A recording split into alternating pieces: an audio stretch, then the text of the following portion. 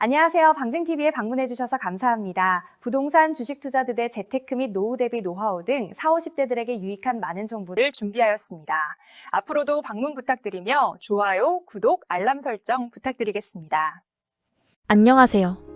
오늘은 대한민국 주식시장에서 단순히 먹거리를 만드는 기업을 넘어 하나의 글로벌 문화 아이콘이자 강력한 성장주로 거듭나고 있는 삼양식품에 대해 아주 깊이 있고 상세하게 알아보는 시간을 준비했습니다. 최근 주가 흐름을 보면 아시겠지만 삼양식품은 이제 전 세계 투자자들이 주목하는 기업이 되었습니다.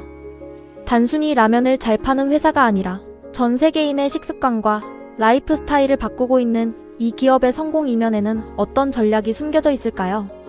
오늘 우리가 놓쳐서는 안 될 핵심 투자 포인트부터 냉정하게 바라봐야 할 리스크까지 10분이라는 시간 동안 삼양식품이라는 기업을 현미경으로 들여다보듯 정밀하게 분석해드리겠습니다. 본격적인 분석에 앞서 삼양식품이 걸어온 길을 잠시 되짚어볼 필요가 있습니다. 1961년 설립된 삼양식품은 1963년 식량난으로 고통받던 시절 우리나라 최초의 라면인 삼양라면을 출시하며 한국 식문화에 그야말로 거대한 혁명을 일으킨 뿌리 깊은 기업입니다. 당시 창업주 고 전중윤 명예회장이 일본에서 라면 제조 기술을 도입하기 위해 고군분투했던 일화는 유명합니다. 10원도 안 되는 저렴한 가격에 영양을 공급하며 전후 배고픔을 달래주던 국민 음식을 만든 회사라는 엄청난 자부심이 있었습니다. 하지만 영원할 것 같던 업계 1위 자리를 경쟁사에 내어준 뒤 삼양식품은 무려 수십 년간 시장 점유율 하락과 성장의 정체기를 겪으며 고전해 온 아픈 역사도 가지고 있습니다. 1980년대 후반에 우지 파동 같은 시련을 겪으며 한때는 시장에서 잊혀가는 기업이 아닐까 하는 우려 섞인 시선도 존재했던 것이 사실입니다. 이러한 긴 침묵의 시간을 깨고 삼양식품이 어떻게 다시 글로벌 무대의 중심에 섰는지 이해하는 것이 이 기업의 저력을 파악하는 첫걸음입니다. 그런 삼양식품을 완전히 다른 차원의 회사로 탈바꿈시킨 결정적인 변곡점은 바로 2012년에 등장한 불닭볶음면입니다. 사실 이 제품은 처음부터 글로벌 대박을 노리고 나온 것은 아니었습니다. 개발 당시 명동의 매운 찜닭. 골목에서 사람들이 땀을 흘리며 매운맛을 즐기는 모습에 영감을 얻었다는 이 제품은 초기 기획 단계에서 너무 매워서 대중성이 떨어질 것이라는 내부의 회의적인 시각이 지배적이었습니다. 하지만 이 극강의 매운맛이 전 세계적인 챌린지 문화와 유튜브, 틱톡 같은 SNS 환경을 만나면서 기적이 시작되었습니다.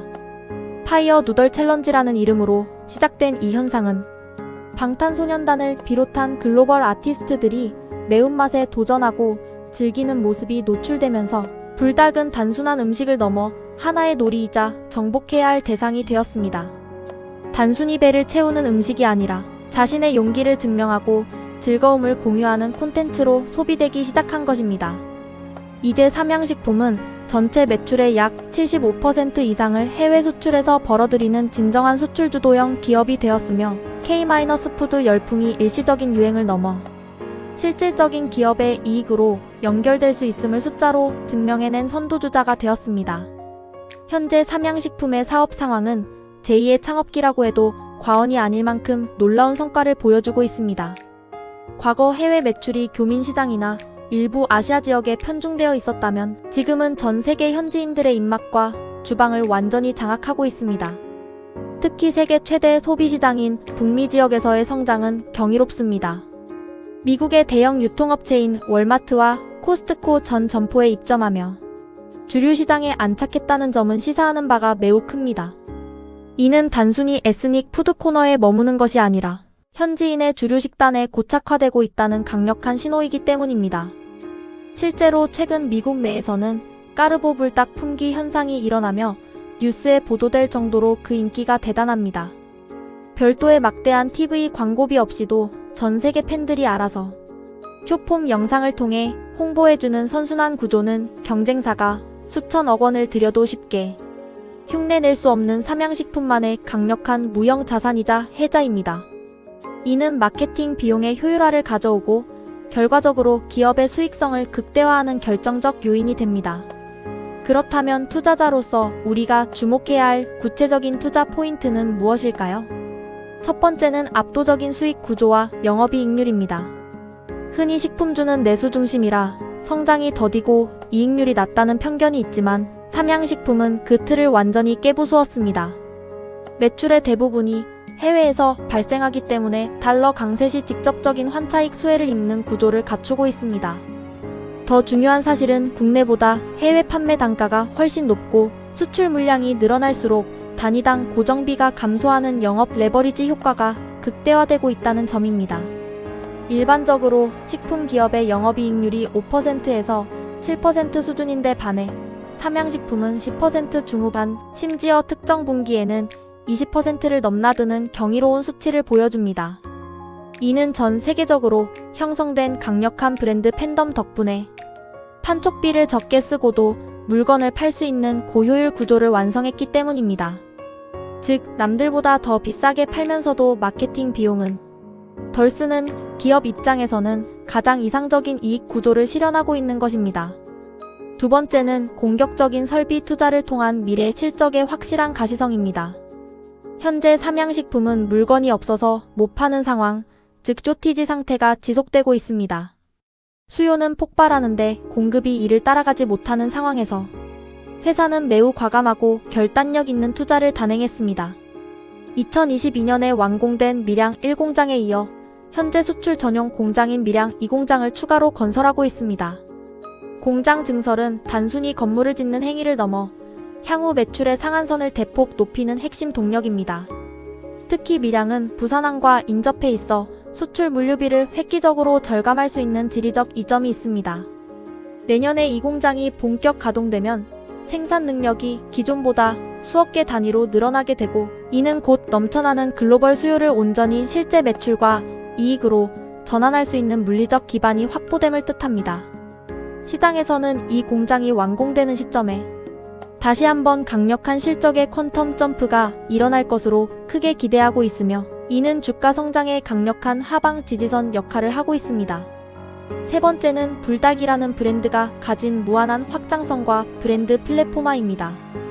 단순히 매운 라면 하나로 끝나는 것이 아니라 불닭이라는 브랜드 자체가 하나의 카테고리가 되고 있습니다.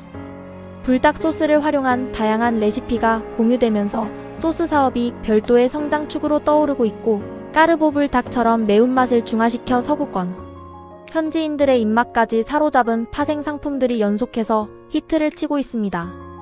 이는 불닭이 일시적인 호기심을 넘어 전 세계인의 식탁에 상시 빛이 되는 하나의 소스나 식재료로 굳건히 자리 잡고 있음을 보여줍니다. 향후 스낵이나 냉동식품, 간편식으로의 카테고리 확장 가능성도 무궁무진하며 최근에는 중동 시장을 겨냥한 할랄 인증, 제품 확대와 현지 맞춤형 제품 출시를 통해 시장의 폭을 더욱 넓히고 있습니다. 브랜드가 강력하면 제품군을 늘릴 때 드는 비용이 현저히 낮아지는데 삼양식품은 이미 그 궤도에 올라섰다고 평가받습니다. 하지만 투자의 세계에는 언제나 장밋빛 전망만 있는 것은 아닙니다. 우리가 냉정하게 체크해야 할 리스크들도 분명히 존재합니다. 가장 먼저 고려해야 할 리스크는 특정 브랜드에 대한 매우 높은 의존도입니다. 전체 매출의 상당 부분이 불닭 시리즈에서 나오기 때문에 만약 글로벌 시장에서 매운맛에 대한 유행이 급격히 식거나 소비자들의 기호가 변할 경우 실적의 변동성이 커질 수 있습니다. 물론 현재는 그 인기가 공고하지만 기업의 장기적인 생존을 위해서는 포스트 불닭을 찾는 과정이 필수적입니다. 삼양식품이 불닭의 성공 경험을 바탕으로 어떤 새로운 제2의 메가 히트작을 발굴해내는지가 향후 기업 가치를 결정짓는 장기적인 관전 포인트가 될 것입니다. 또한 원자재 가격과 글로벌 물류비의 변동성도 예의주시해야 합니다. 라면의 주원료인 소맥과 파뮤는 국제 정세나 기후 변화에 따라 가격 변동이 매우 심한 품목입니다.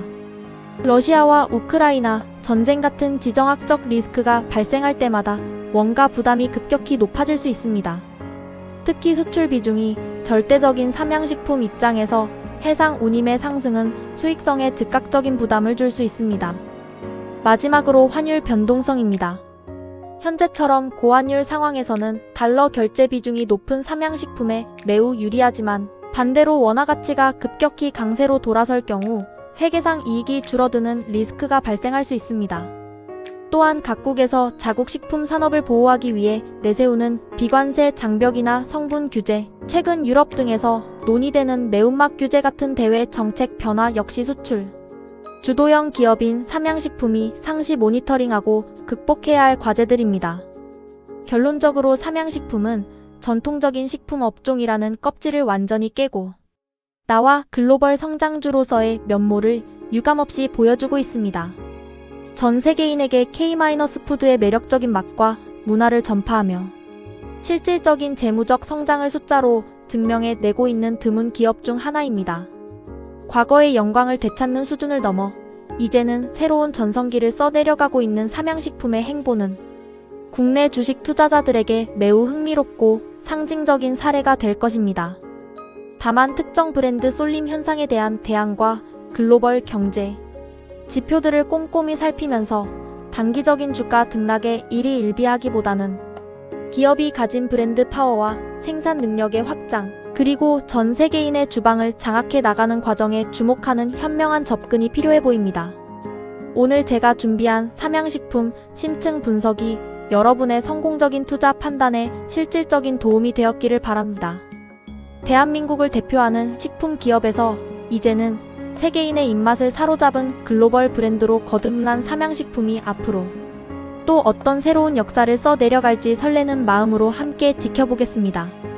기업의 성장은 결국 우리 일상의 변화와 닿아 있다는 점을 기억하시면서 오늘 분석 마무리하겠습니다. 10분이라는 긴 시간 동안 경청해주셔서 진심으로 감사합니다. 다음 시간에도 여러분의 투자 안목을 높여줄 더 유익하고 통찰력 있는 정보로 찾아뵙겠습니다. 시청해주셔서 감사합니다.